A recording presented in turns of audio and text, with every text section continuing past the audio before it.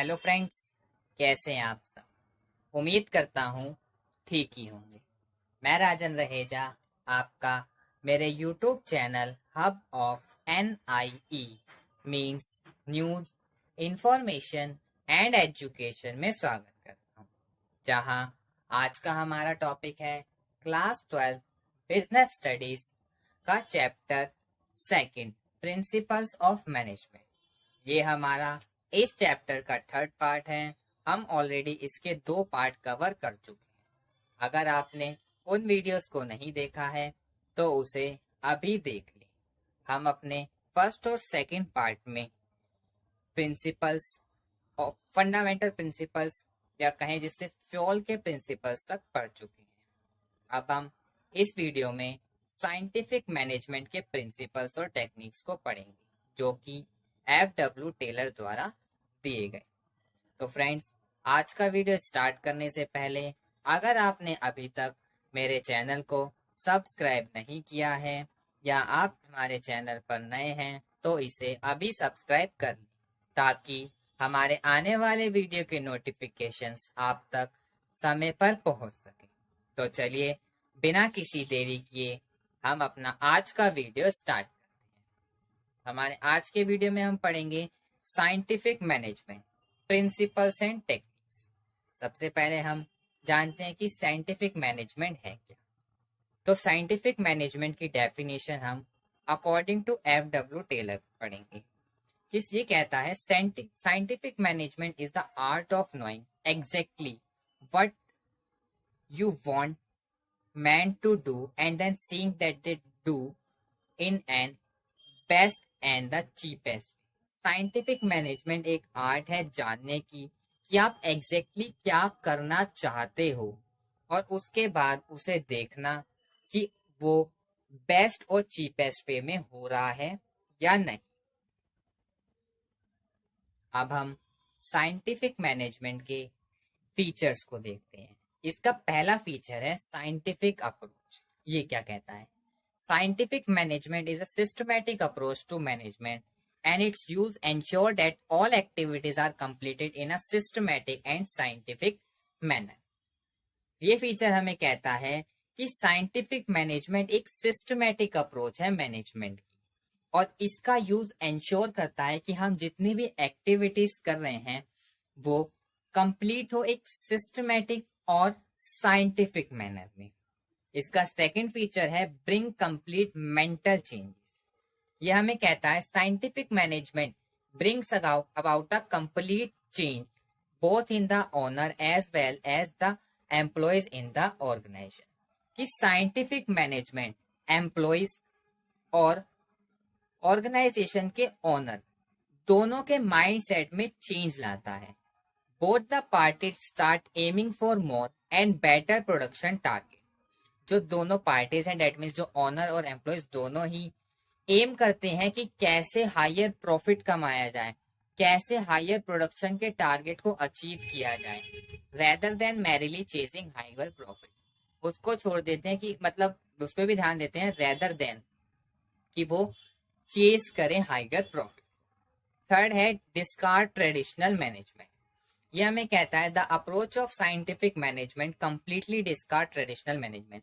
जो scientific management की जो अप्रोच है वो डिस्कार्ड मतलब खत्म कर देती है, बर्बाद कर देती है ट्रेडिशनल मैनेजमेंट को। It calls for the discarding of old technique and adoption of new technique. ये कहता है कि आप पुरानी टेक्निक को छोड़ दो, डिस्कार्ड कर दो और नई टेक्निक को अपनाओ and modern technique with the aim of improving the efficiency of employees. किस लिए, ताकि आप एम्प्लॉयज की इफिशियंसी को बढ़ा सको। This is nothing but the outcome of complete charge in attitude. ये कुछ नहीं है कि बस इसमें यह आएगा कि आपके एटीट्यूड में चार्ज आएगा। फोर्थ आता है required strict observance of rules. ये हमें कहता है scientific management require very strict observance of rules. जो साइंटिफिक मैनेजमेंट है उनको उनके रूल्स को ऑब्जर्व करने के लिए बहुत ज्यादा जरूरत होती है। क्यों? Because the rules are format only after due analysis and there is very little chance of error in them. ये कहते हैं क्योंकि रूल्स बनाए गए सिर्फ कुछ ड्यू एनालिसिस पर, आफ्टर ड्यू एनालिसिस पर, और इसमें बहुत थोड़ी एरर आने की संभावना है। फिफ्थ पॉइंट हमें कहता है improve the efficiency of the work.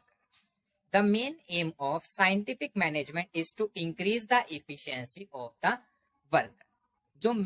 जो एक उद्देश्य है साइंटिफिक मैनेजमेंट की अप्रोच को बढ़ाने यूज करने का, वो है आप अपने वर्कर्स की इफिशियंसी को बढ़ाएं। मतलब इसको यूज करा जाता है वर्कर्स की इफिशियंसी को बढ़ाने के लिए। This is done through conducting various kind of studies such as time study, motion study and fatigue study.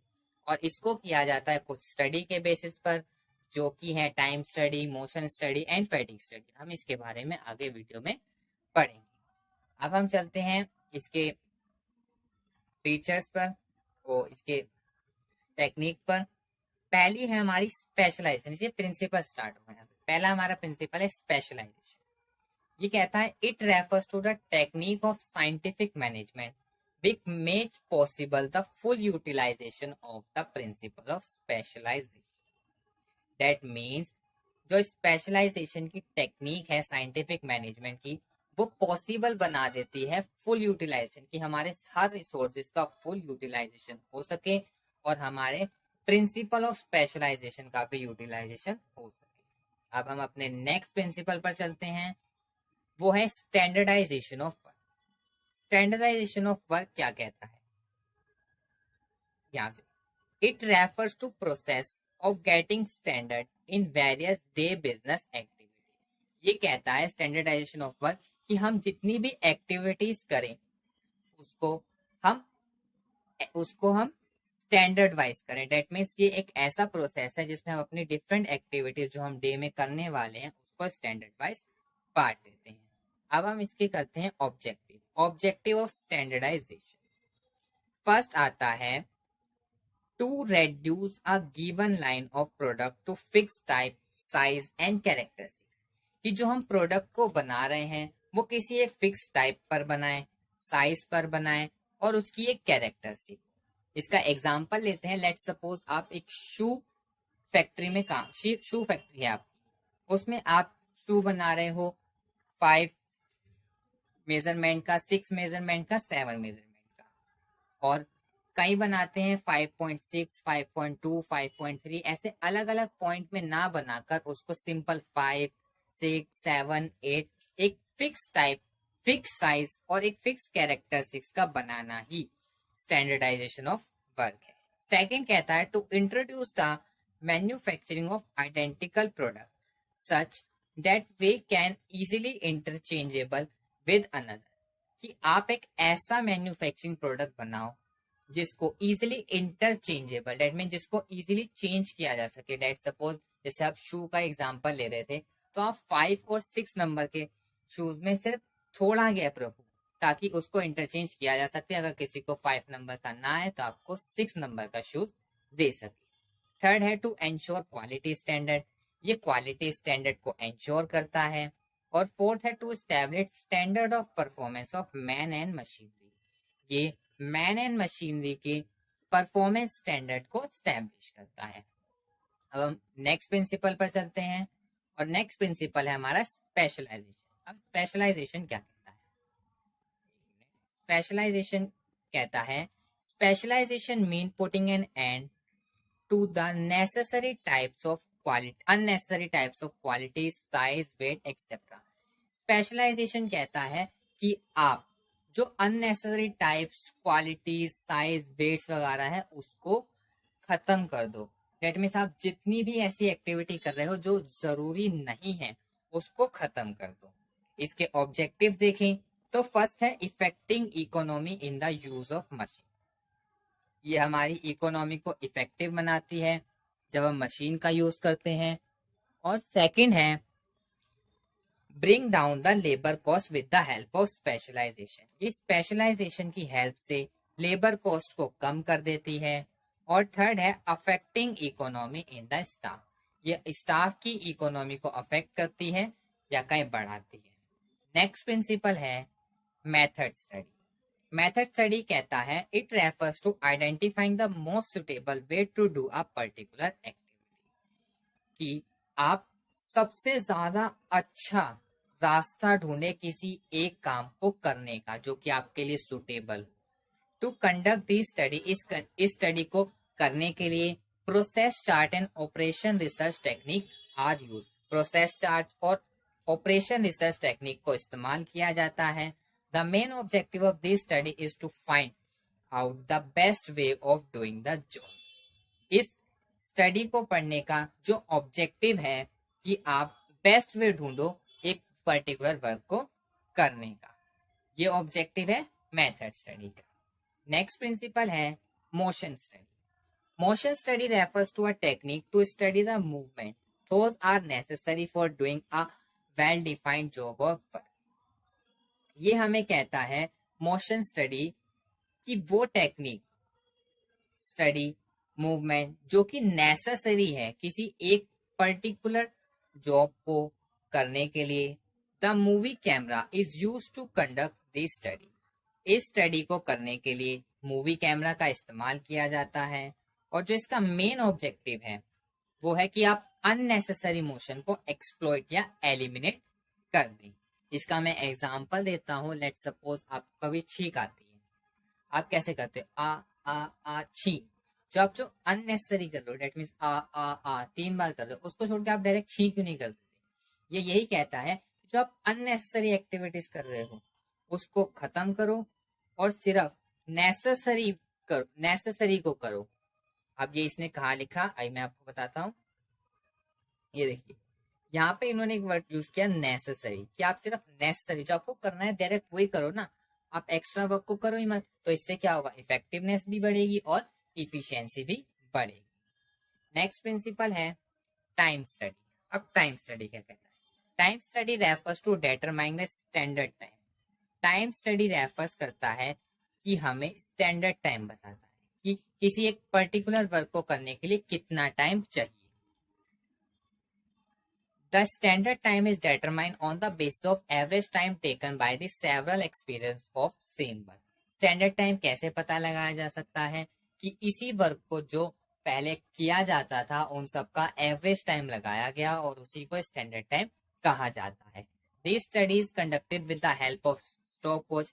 इस स्टडी को करने के लिए स्टॉप वॉच का इस्तेमाल किया जाता है और जो इसका ऑब्जेक्टिव है तो सबसे पहला है to get the eliminated figure of labour, estimated figure of labour cost. इससे लेबर कॉस्ट की एस्टिमेटेड मतलब अनुमानित फिगर पता लग जाती है कि कितनी आइडिया से हमें उनको लेबर को कॉस्ट देनी है। Second, to determine the number of required workers and, इससे हमें पता लग जाता है कि हमें कितने वर्कर्स की रिक्वायरमेंट है।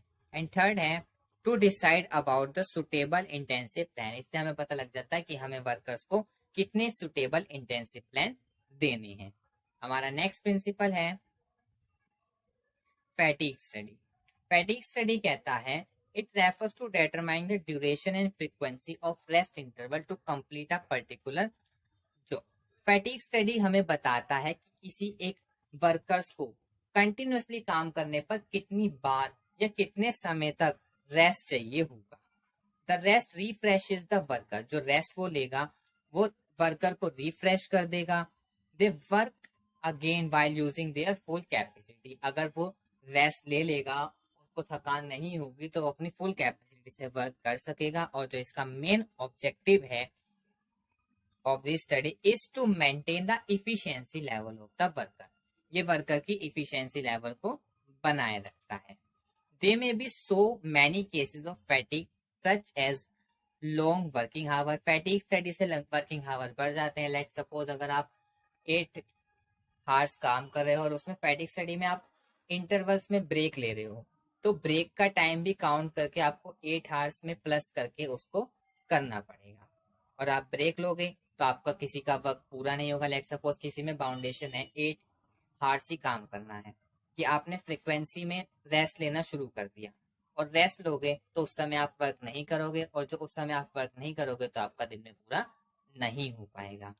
अब हम इसके नेक्स्ट प्रिंसिपल पर चलते हैं और हमारा नेक्स्ट प्रिंसिपल है डिफरेंशियल पीस वेस्ट सिस्टम। ये हमें कहता है differential piece based system is a technique which differentiate